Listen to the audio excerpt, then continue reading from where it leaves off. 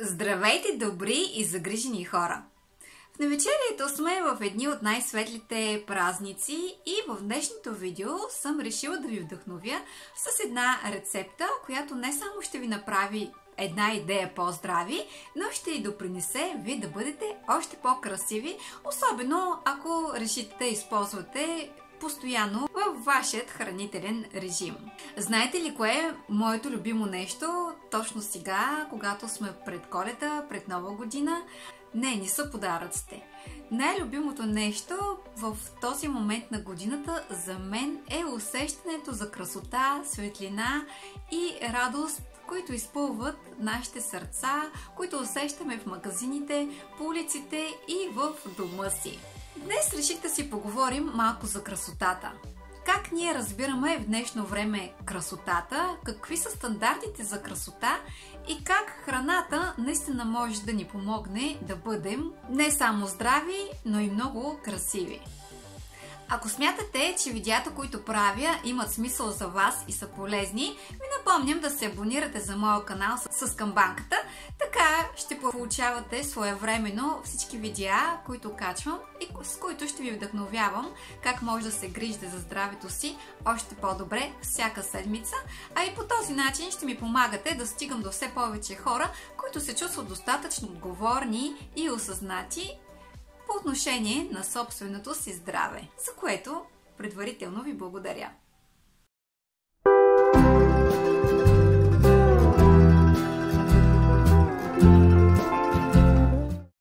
Какво е красотата?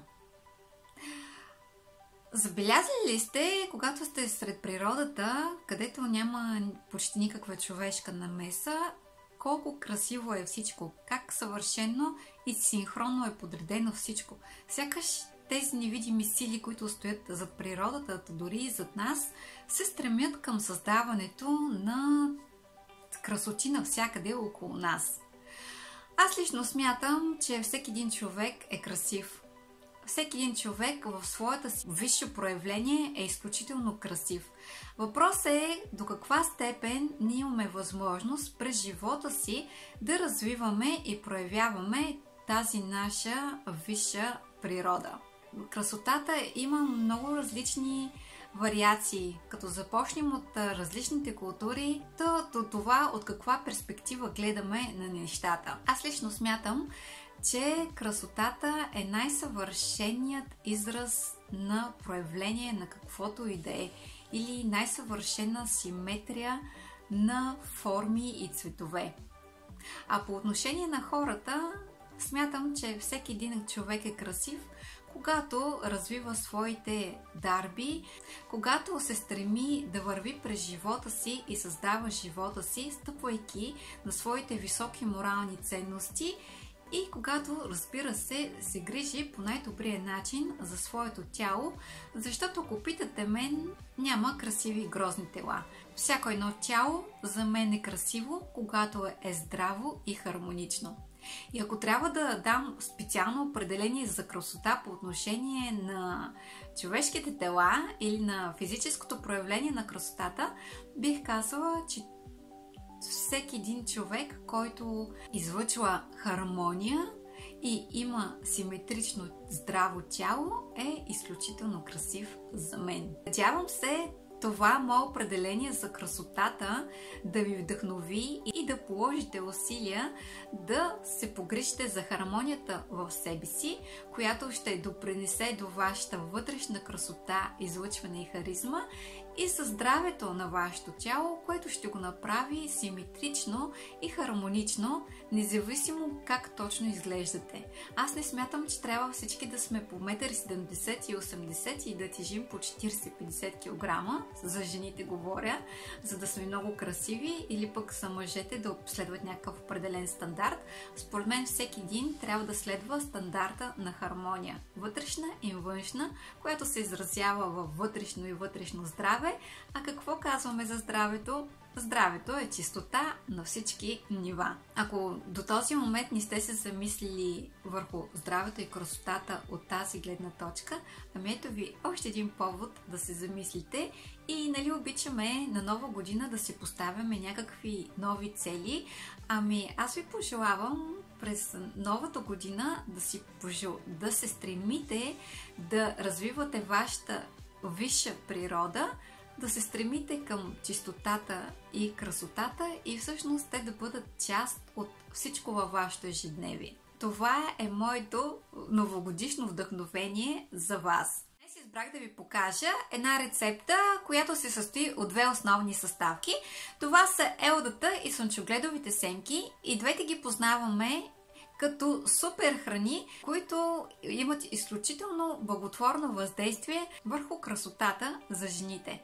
Как точно тези супер храни се грижат за нашата красота и здраве, ще ви разкажа след мъничко, след което ще ви покажа една изключително лесна рецепта, която може да добавите на вашите празнични трапези и с която дори може да поставите едно начало за вашата още по-осъзната и грижа към себе си, ако до този момент все сте отлагали да го направите.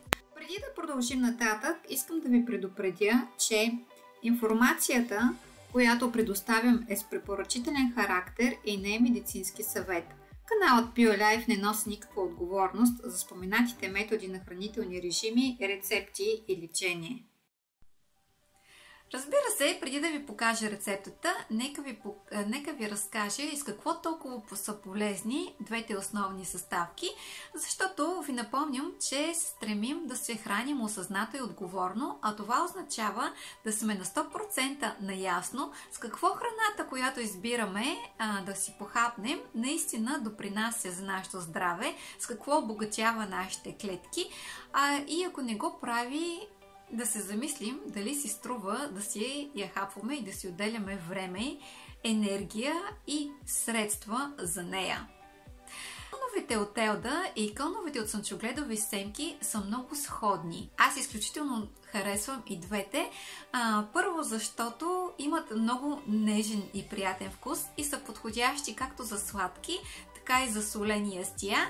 И второ, много лесно покълват и може да си ги огледате много бързо и лесно в къщи. Двете култури им отнемат около 1-2 дни да покълнат на стайна температура, така че ако решите да изпробвате рецептата, която ще видите след мъничко, можете да натиснете семената по едно и също време и те ще покълнат по едно и също време, като ви напомням, че кълновете от слънчогледовите семки е нужно да натиснете за около 2-3 часа, а пък кълновете от елдата за не повече от 20 минути. Ако го направите повече при двете култури, вероятността да се разпаднат семената е много голяма.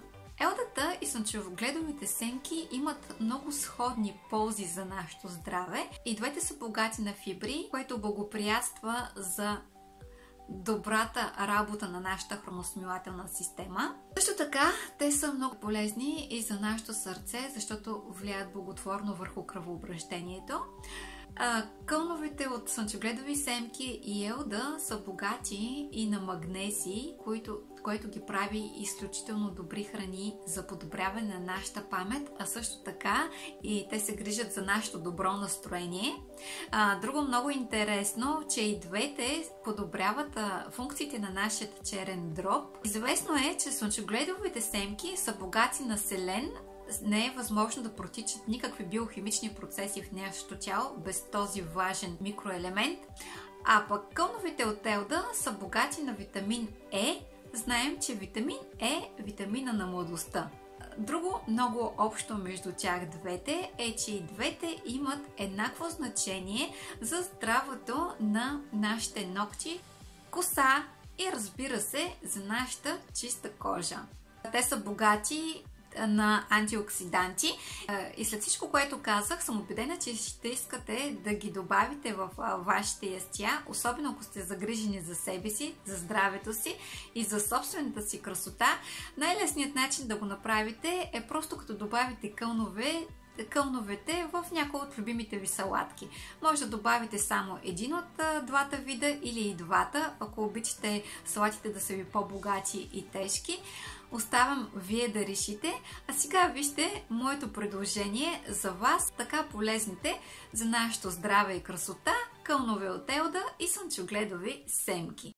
И ето какво съм ви приготвила днес. Червени мънички чушки, пресни, сос песто или някакъв друг зелен сос магданоз, кашо, вълшебните кълнове от елда и кълновете от слънчогледови семки, за които споменах, че са изключително богати на витамин Е и ни помагат да бъдем млади и красиви.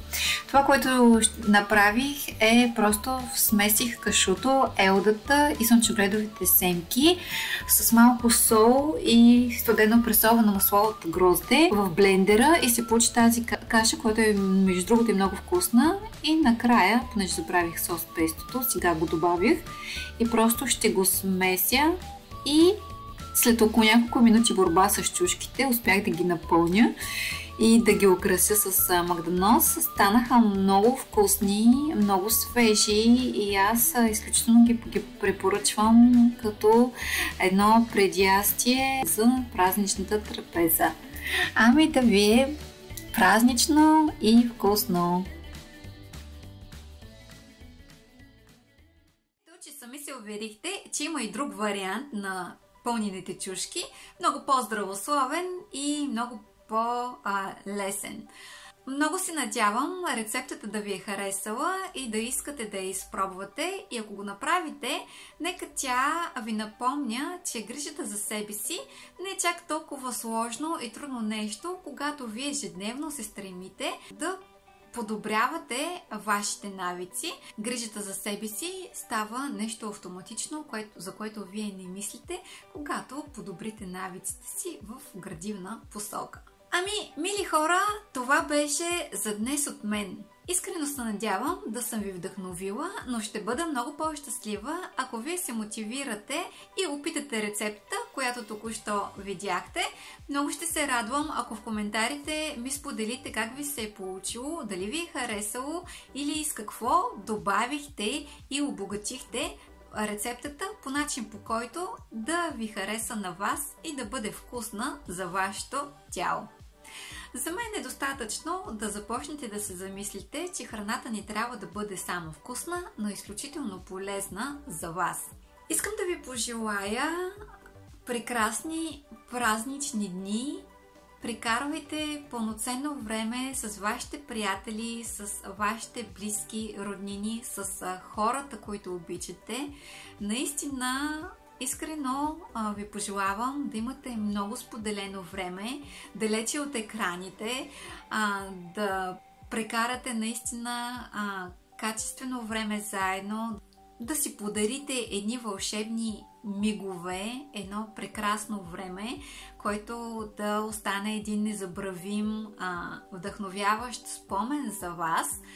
Подаръците ще ги забравите, но нека дните, които предстои да създадете, бъдат наистина изпълнени с приключения, с позитивни емоции и бъдат незабравими. И нека когато си пожелаваме здраве, не забравяме, че здравето не е нещо, което просто ни е дадено, но и нещо, за което ние трябва да се грижим всеки ден, за да го съхраним и все пак да покажем нашата благодарност на природата и на живота, че са ни дарили с него. Грижете се за себе си, грижете се за вашето здраве, защото сам когато сте напълно здрави, вие ще можете да използвате потенциала, който имате на 100% и ще бъдете на 100% полезни както на себе си, така и на хората около вас. Грижете се за здравето си, мечтайте смело, действайте целеустремено, имайте яснота по пътя, към който вървите. Помнете, единственият начин да не получите това, което искате, е да се откажете. Бъдете добри в делата си, бъдете хармонични, радвайте се на изобилието в живота, бъдете обичани, обичайте, обичам ви, благодаря ви, че останахте с мен и до скоро!